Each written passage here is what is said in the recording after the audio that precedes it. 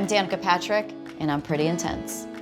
This is super common, especially in relationships where we react to something, we're offended, so we're like, well, that was shitty, and you're like, okay, Danica, what were you really feeling? Well, what I was really feeling was I was really feeling like I wasn't important enough. Yeah. I was really feeling like you didn't see me. I was really feeling like you don't love me enough, or like you don't care about me, or like I'm not your highest priority, or like I'm not enough, and I'm not good enough, and I'm not this enough or that enough. Like that's really what's going to activate the heart space, and that's where you're going to get where you want to go with someone, whether it be a partner or a friend or family. When you peel the layers down to the deepest one, the vulnerable one, where you can go ahead and judge me for being wimpy. Go ahead and judge me for being soft. Go ahead and judge me for being sad and for crying and for all these things. But this is my truth. But guess what?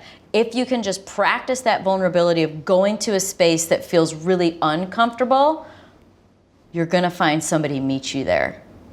Well, and like energy meets like energy. Yeah. So typically, when we speak from our space of vulnerability, which is from our heart, not always, but more than likely, when we're using those words from our truth, from the vulnerable space, it automatically activates their heart space. And if it doesn't, that's okay.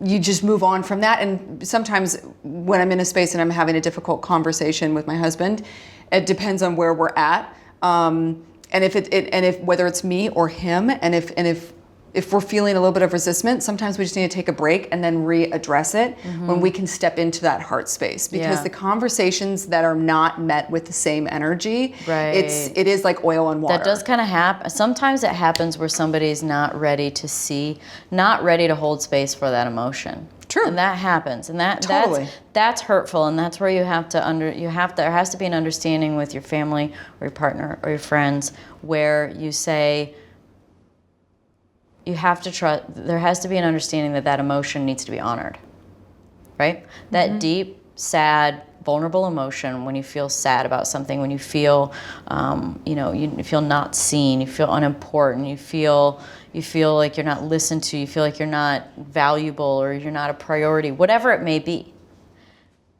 That other person needs to see that and honor that. That's the only way you're ever going to keep that kind of conversation going, is when somebody looks at you and says, I'm so sorry to make you sad. I don't want you to be sad.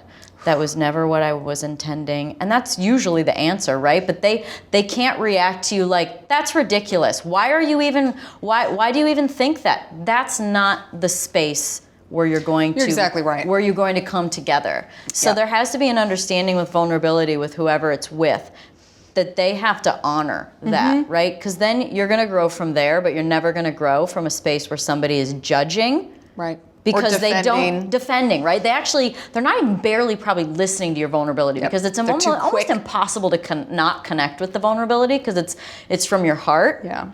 They're thinking about the other part of it still. And the vulnerability is something they're not even listening to yet. They're not letting it resonate with their heart. They're just thinking like, but why are you mad? It's so stupid. It's dumb. Why would you even get mad at that? Why does that even matter? You're making a big deal out of nothing. Yeah. They're still stuck on that. Yeah. So until you can get someone to transition into the space of heart and feel and emotion and vulnerability, you're never going to be on the same page. So sometimes that takes time. Sometimes most of the time, communication doesn't always come through words. Some people write it better. Some people need space to think. Yeah. There's all kinds of ways where people cope and like digest information, and at different speeds too. Like I'm a fast digester. I'm like, let's go, let's dive deep, let's go.